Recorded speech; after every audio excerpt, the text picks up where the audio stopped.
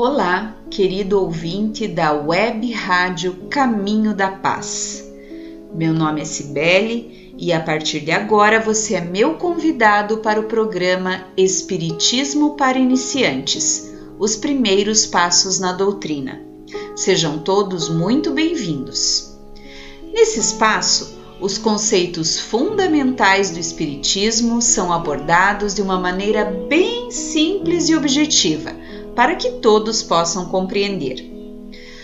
No programa da semana passada, você ficou sabendo como o Espiritismo surgiu na humanidade, com os episódios de comunicação mediúnica na casa da família Fox, nos Estados Unidos, e com o fenômeno das mesas girantes na Europa.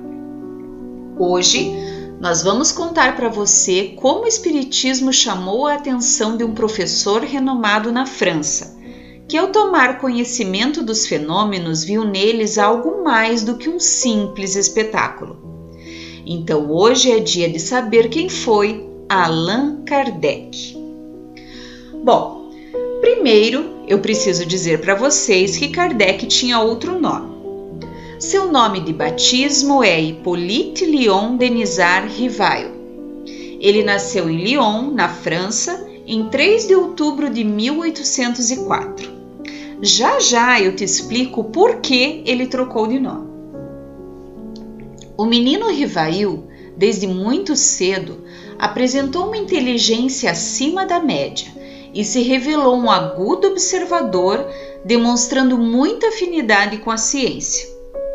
Com apenas 10 anos, seus pais o enviaram para a Suíça para estudar no célebre Instituto de Educação do professor João Henrique Pestalozzi, reconhecido na época como a escola modelo da Europa.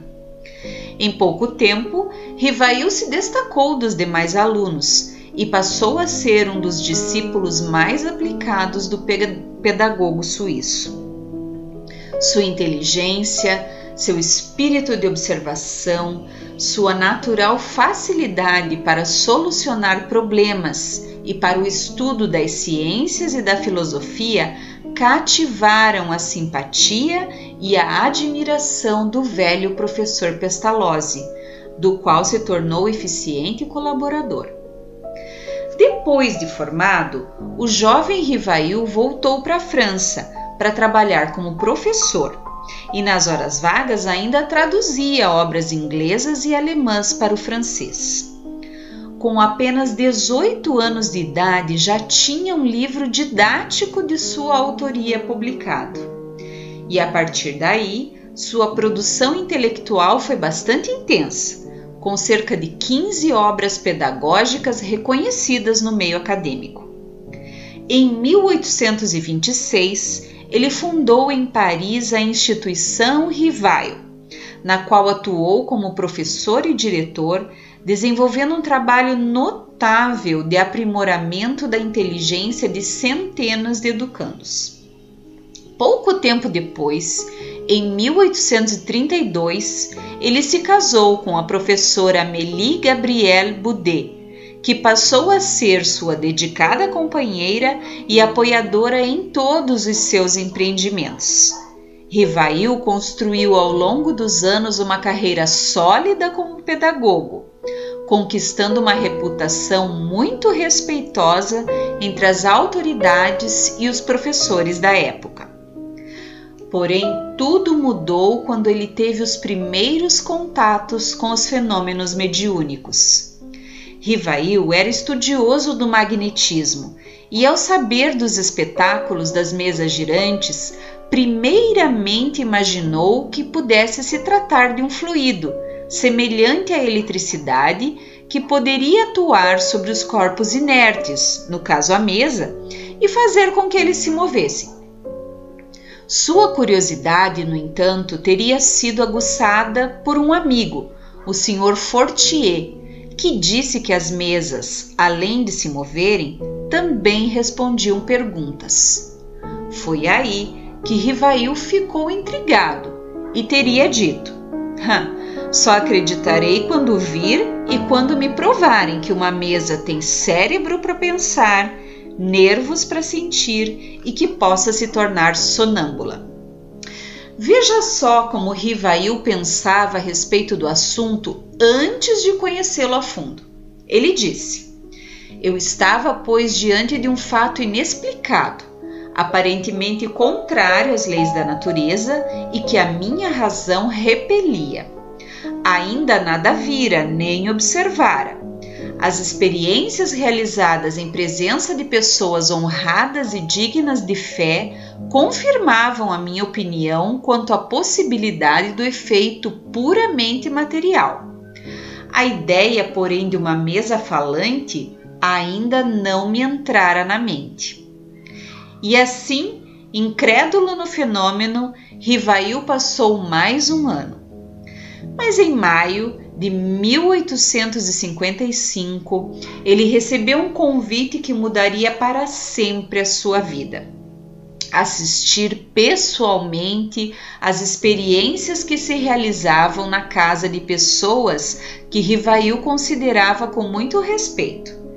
Ele mesmo descreveu com essas palavras o que viu lá. Foi aí que pela primeira vez presenciei o fenômeno das mesas que giravam, saltavam e corriam em condições tais que não deixavam lugar para qualquer dúvida. Assisti então a alguns ensaios, muito imperfeitos, de escrita mediúnica numa ardósia com o auxílio de uma cesta. Minhas ideias estavam longe de precisar, mas havia ali um fato que necessariamente decorria de uma causa. Eu entrevia naquelas aparentes futilidades, no passatempo que faziam daqueles fenômenos qualquer coisa de sério, como que a revelação de uma nova lei que tomei por mim estudar a fundo. Estava então iniciada a sua grande missão na Terra. Rivail havia sido contagiado por aquele desafio de descobrir o que de fato se passava naquelas sessões.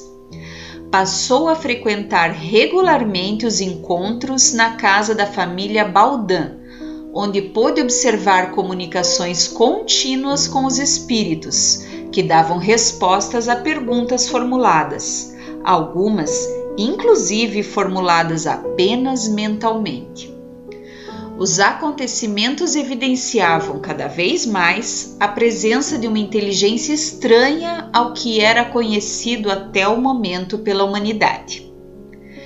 Rivail mergulhou nos estudos e intensificou suas observações. Um dos primeiros resultados que obteve foi descobrir que os espíritos nada mais são do que as almas dos homens, que eles não possuíam nem a plena sabedoria, nem a ciência integral. Descobriu que o saber que cada um tinha dependia do grau de adiantamento que haviam alcançado. Assim, ele tinha claro em sua mente que os espíritos não eram seres perfeitos, o que o impediu de formular teorias prematuras, tendo por base o que foi dito apenas por um ou por alguns espíritos. Rivail afirmou: vi logo que cada espírito, em virtude de sua posição pessoal e de seus conhecimentos, me desvendava uma face daquele mundo. Do mesmo modo que se chega a conhecer o estado de um país, interrogando habitantes de todas as classes, não podendo um só, individualmente, informar-nos tudo. Compete ao observador formar o conjunto por meio dos documentos colhidos de diferentes lados, colecionados, coordenados e comparados uns com os outros. Esse foi o princípio que norteou todo o seu trabalho daí por diante.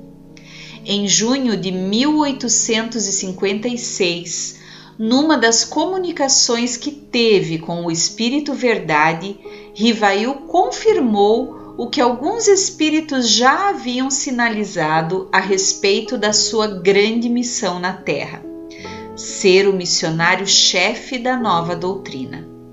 Depois dessa conversa, Rivail não mediu esforços, se dedicou de corpo e alma para desempenhar da melhor maneira possível sua importante tarefa. Quando estava prestes a publicar o Livro dos Espíritos, o autor se viu diante de um sério problema. Como assinar o trabalho? Sabendo que seu nome era muito conhecido no mundo científico, em virtude de seus trabalhos anteriores, e que isso podia gerar alguma confusão, já que a obra a qual ele se dedicara agora era totalmente diferente das demais, Rivail decidiu acatar a sugestão do seu mentor espiritual, que numa comunicação mediúnica o orientou a mudar de nome para Allan Kardec, o nome de uma encarnação anterior que ele tivera no tempo dos druidas, que eram antigos sacerdotes gauleses e celtas. O Livro dos Espíritos foi então lançado em abril de 1857. A partir daí, sua produção espírita foi muito intensa. Destacamos a Revista Espírita, publicação mensal que começou a circular em janeiro de 1858, e os livros O que é o Espiritismo, lançado em julho de 1859, o Livro dos Médiuns, em janeiro de 1861, o Evangelho segundo o Espiritismo, em abril de 1864, o Céu e o Inferno, em agosto de 1865, e a Gênese, em janeiro de 1868. Após seu desencarne, foi ainda publicado em 1890, em Paris, o livro Obras Póstumas, com uma coletânea de escritos deixados pelo codificador.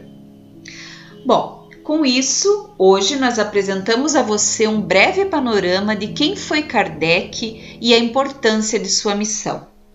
Nosso programa vai ao ar todas as quintas-feiras nesse mesmo horário. Fique ligado!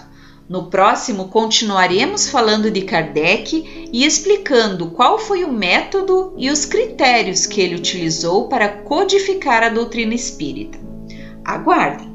Conto com a sua audiência. Um abraço fraterno e até o próximo programa.